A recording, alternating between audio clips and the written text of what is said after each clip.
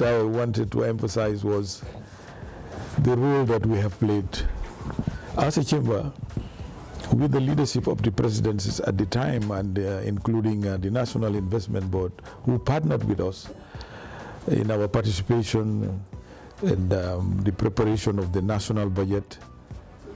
And that must be emphasized in the discussions here.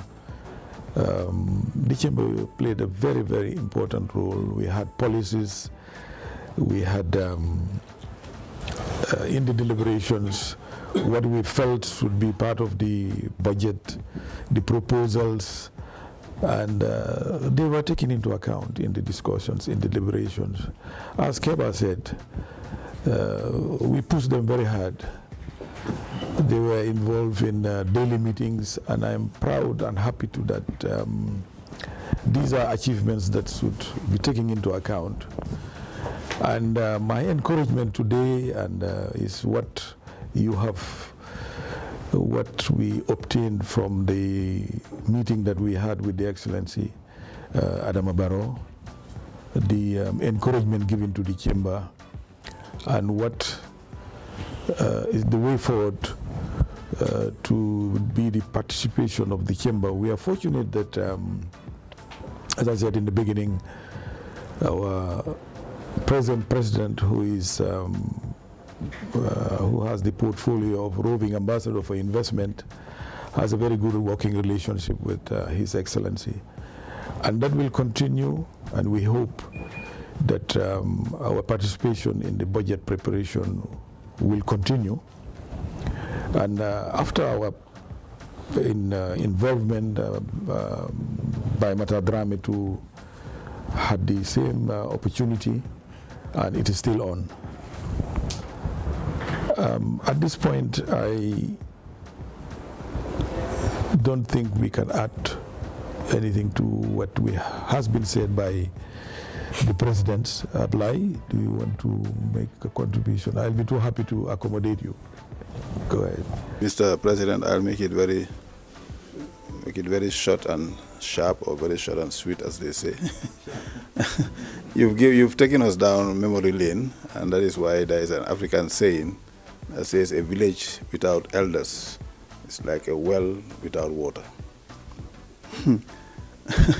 But having said that, Mr. Chairman, I recall in 1988, when you recollected the very difficult period that we had, we were very much involved in the economic recovery program under then the leadership of Abdul Saleh Jangha, your good friend.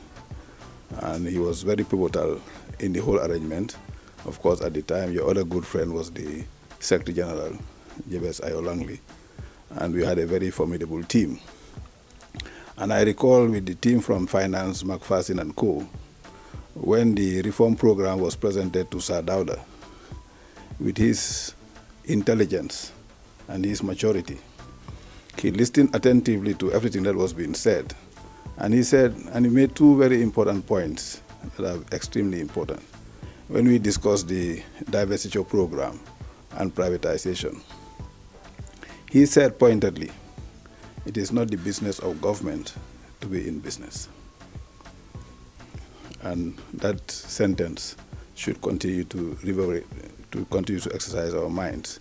The other fundamental thing he said, when all the dynamics were put on him, public sector reform program, civil service reform program, retrenchment program, export-led development, he turned to all the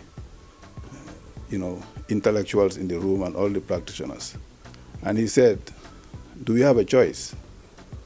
And everybody looked around. Nobody answered. And he said, we are talking about a structural adjustment program. We all said, yes, sir.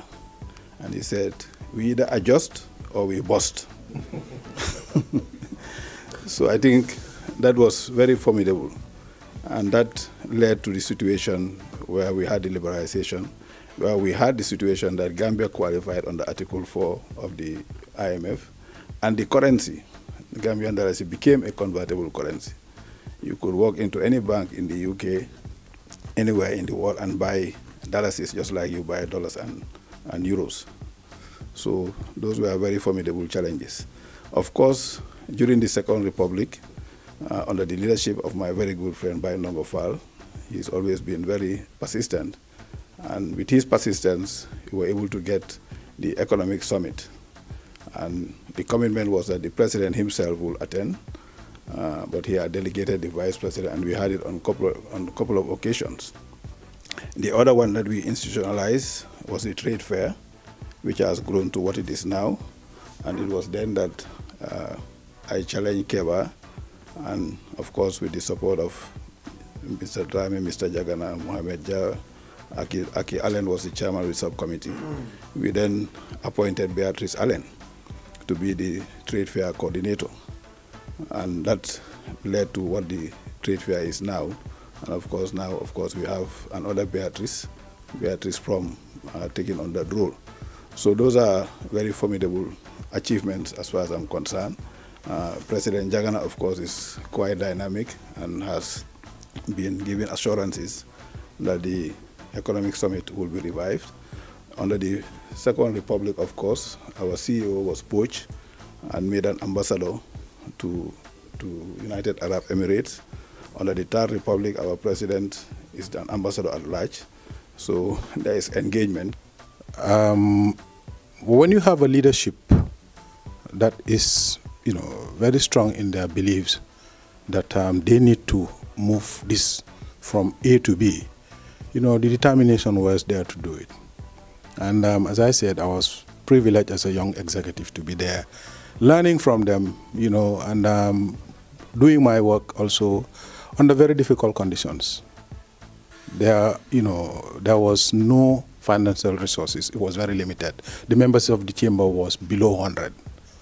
And I was tasked to make sure that we build on that. I remember a major source of our revenue then was the annual dinner. And I remember, that's why when today, we see people selling tables, gold tables and all these other things, I say to myself, we have done something and we should be proud of. I remember the first dinner we had to sell corporate tables. Mr. Sarvel Elias had always been the head of the fundraising committee. And I came up with the idea, I said, look, we should sell corporate tables. He said, corporate tables for what? I said, we sell it at $10,000. Then we discussed in his office, he gave me his support. We went to, to the board, Mr. President was there. I had the privilege of being given always the opportunity to move ahead with my ideas as a young man. And I was given the support. So that made my job easy. And then, thank God, I submitted that to the board, and then they said, look, how are you going to implement this thing? I said, I'm starting with all of you here. 10 of you are around the table. You should all buy a table, $10,000, and I was able to raise $100,000 right there and then. Because we had a very charitable, team at the time. Taking out money to give and put it in the chamber was not a problem. We talked about the issue of the land and the house today here. And I'm so happy sitting here across from my brother Aliu, as the CEO. The first land that was given to the Gambia Chamber of Commerce was at the Marina Parade. It was under the ministry, at the time was Landing Jalo Sonko. And I remember a delegation was dispatched by the president. We had Mr. Konate, who led the delegation. We went there. And we were allocated that triangular spot going to the lands office. It was ours. And again, too, the idea was, how do we fence it? We went back and met. And, I laugh when we talk because I can see, when Sabel is teasing Mr. Mbuj, issuing out decrees. He said, look, Obi, you take the lead. You go with, Keba, go with Charbel, go around to these, board members and let them contribute. And each and every one of them contributed $10,000 to fence the place. But it was a dispute that had to come up because the, BCC was complaining that that property is theirs and, they should, be given. So we had that fight, which led, of course, to government committing itself to giving us another plot of land elsewhere. Here today, when we had it, people were saying, look, how can you allow to be given this plot of land out there? And Mr. Ture was telling me that tomorrow everybody will come. Everybody will come. And today GCCI is in the heart of a new settlement that everybody, is accessible to. I recall him during his presidency. He says that I slave drive him, but he slave drive me. He would always say, look, this is it. You have to do it this way. We cannot, accept this. I had the privilege, as I always would emphasize, of leadership that, that was giving me the opportunity, challenging me. And I was given no choice but to respond, Mr. Jagana was, of course, another person, as finance director, managing the finances of the chamber at the time. And we would always dispute about certain things, but we agreed because we had, that main, aim of making sure that the GCCI remains the voice of the private sector. I think that the GCCI has moved from A to be because of the leadership and because of the empowerment that was given to the chief executive by the presidents. And the response of the private sector at the time, because people saw what was being, it was being dished out by GCCI. It is difficult, to, say that we have been able to achieve a lot because, a lot needs to be done. I recall, when Mr. Sarbel said that when we met with President Yahya Jammeh and the private sector was being accused of, profiteering, and even we had to come up with a cost structure for rice, which we had audience with him, and was able to convince him. And his final words were, "Go and sell your products. Nobody's going to intervene." GCCI has achieved a lot. I recall also our first magazine, that was, The Entrepreneur, which came out and was very popular at the time. But I'm glad that it is still in existence in another form. The Gambia Chamber of Commerce will always remain, an integral part of this Gambia, of this economy, because it has the raison d'etre. We worked very hard over the years, and I'm glad today these ECOWAS, interstate travel, transportation arrangement has now succeeded, and that the GCCI is given its rightful role to administer that. I guess that will not be taken away from you, because I've understood that there has been some problems. But I would want to stop here, because I'm pretty much sure my colleague would have a contribution to make. But as I said, I've been privileged to work with these presidents, with Mr. Ture Bainongo Fall, with whom we've been able to achieve a lot. His dynamism and his commitment to GCCI. It's unfortunate that he's not here today. Must be appreciated. Thank you very much. Mr. Kebanjai, thank you very much for your contribution. And I also recall, and my colleagues will recall, that with His Excellency President Jammeh, we had accompanied him, I personally recall, 5 missions. to Mali, to South Africa, to Brazil, to Mauritania, and of course to Senegal. And the unfortunate part about it is that we had very good initiatives. The South Africans were going to come, ESCOM was going to come and transform the electricity sector. Unfortunately, that did not see the light of day. The dry port that is now in Senegal was going to be in the Gambia. That did not see the light of day. We also pioneered the ferry service, the catamaran to Dakar, which was downtown to downtown. That did not survive. And the whole point I want to emphasize here is that 3 institutions were very fundamental. The National Investment Board was very critical, as you rightly pointed out, in the whole emancipation of the economy. The Ministry of Economic Planning was also very fundamental. But under Sara Jangha, Abdou Sara Jangha, the President's Office also established a policy analysis unit. And all those 3 agencies served as direct interlocutors with the Gambia Chamber of Commerce. And as the Wolof say, do hamut foy dem nga delu fa nga joge. I think there is need to capacitize or reinvigorate JIPA as we have it. Under the First Republic, the NIB had only 3 CEOs.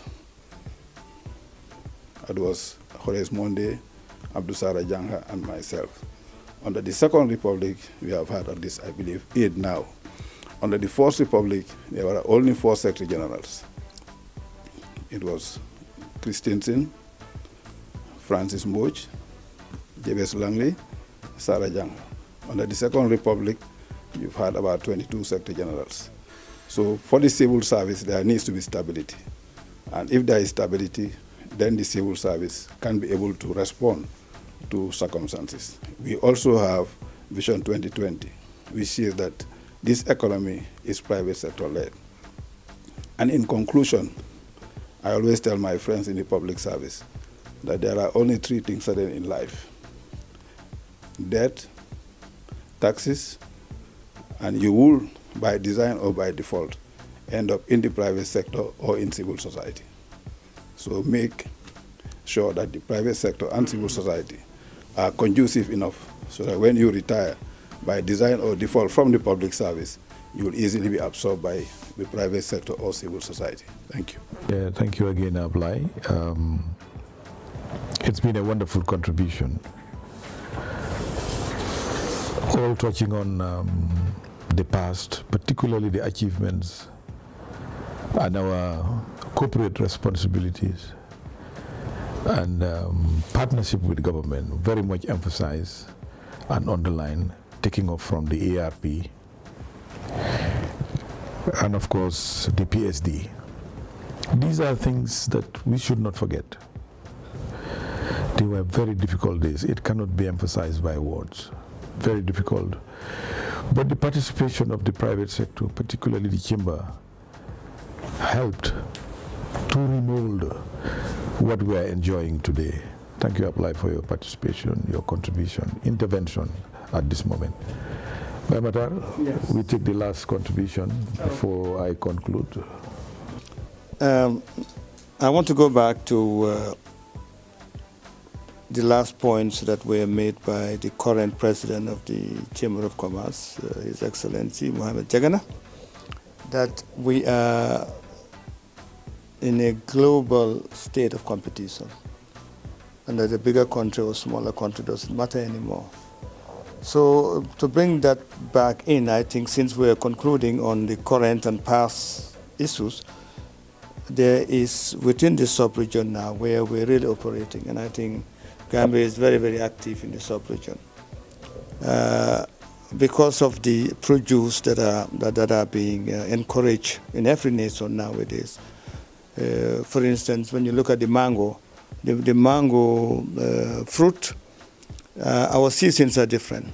When you go to Nigeria this time, maybe they're having mangoes, but we are not yet having mangoes. And mangoes used to be exported to Ghana.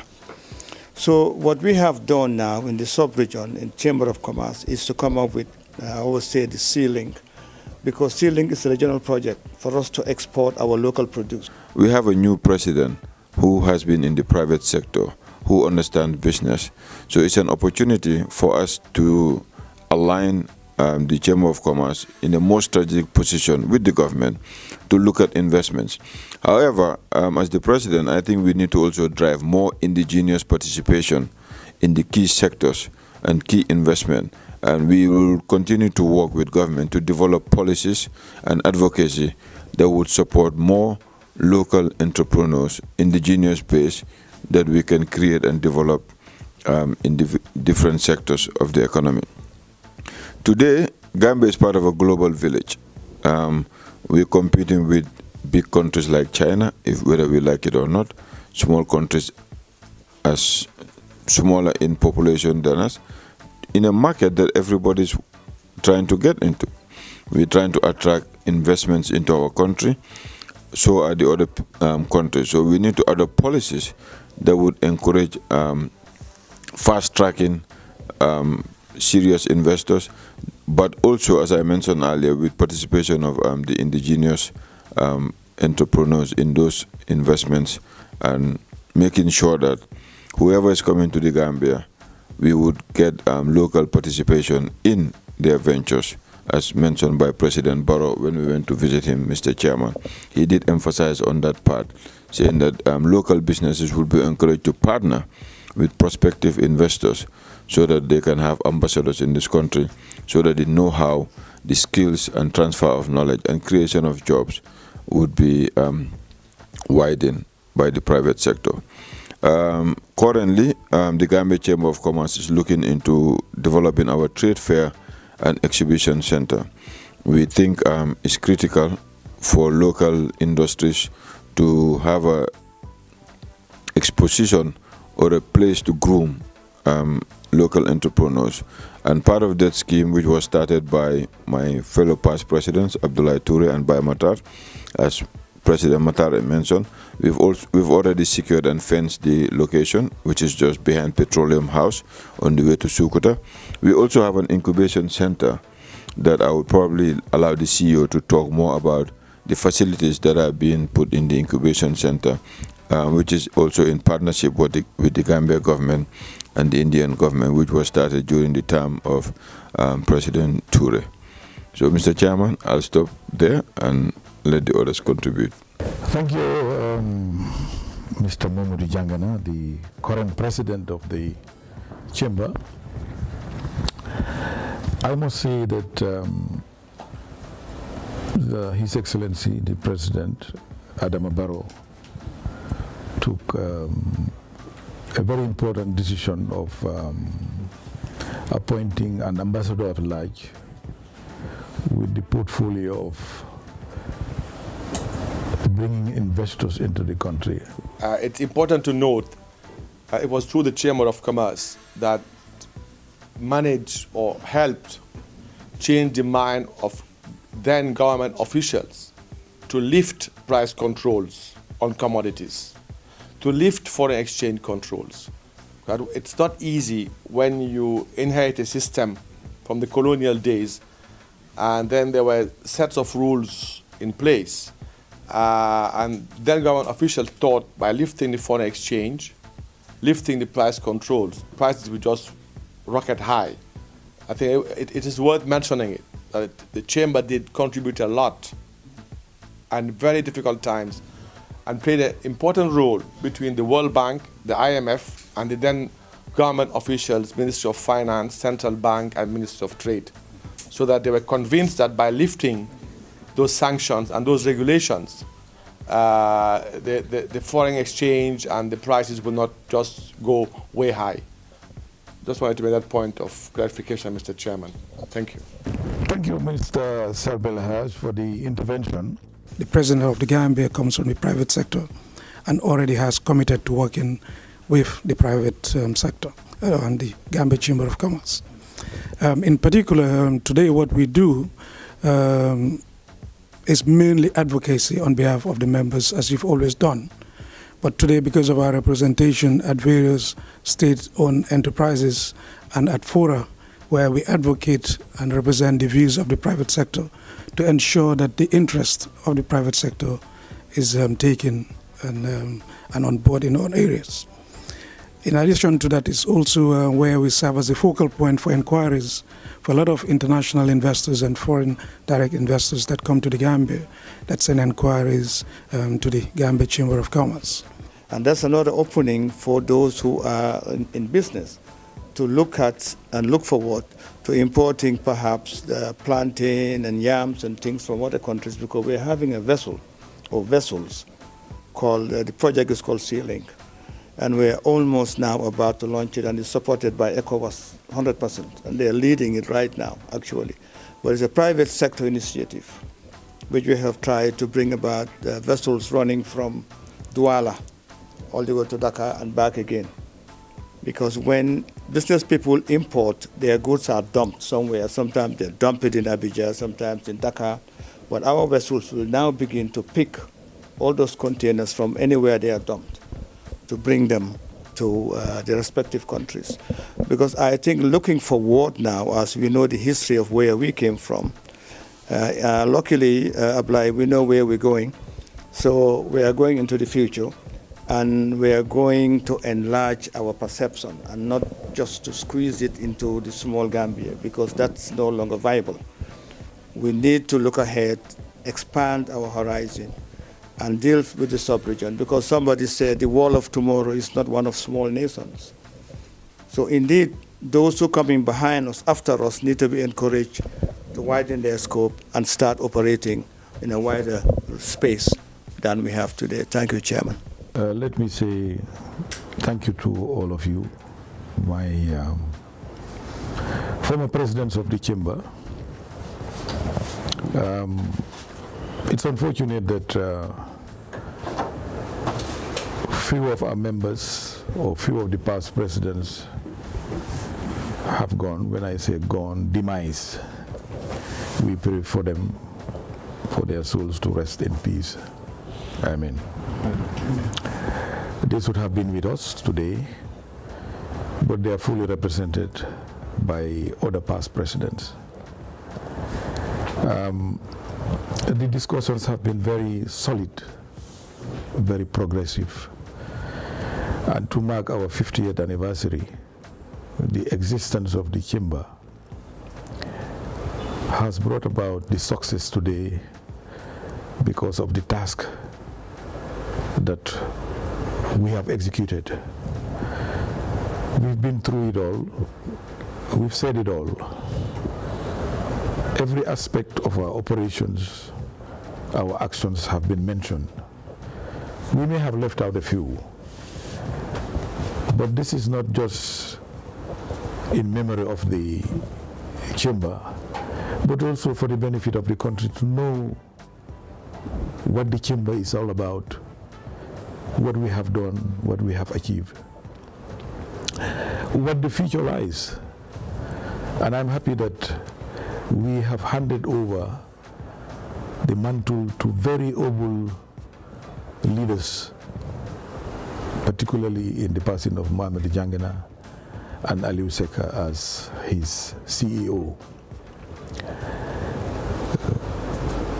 We have done a tremendous work. We are not going to praise ourselves, but let me say that a solid foundation has been laid. Each presidency has played its role, has worked hard, very hard, to put the history of the chamber in its right place. We've been through it all. We've said it all today. We've touched every aspect of the economy and the private sector in particular, whom we represent as our task, as our role. And to mark the 50th anniversary, this is the best way to present ourselves.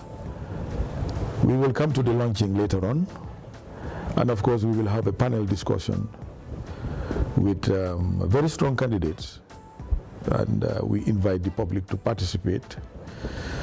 Alaji Abdoulaye Touré, one of the past presidents, will of course be there again and will share his knowledge. I think we will be having Tamu Njai as well. We are preparing for that, and we will invite the public to participate. We'll be there, and we hope we will serve the nation we will continue to serve the nation. We will continue to serve the private sector. And I trust that they are appreciative of what we have achieved, what we are doing. And I thank you all for your participation. You have been very useful, and your contributions have been very useful and very important for the audience. Thank you again. Thank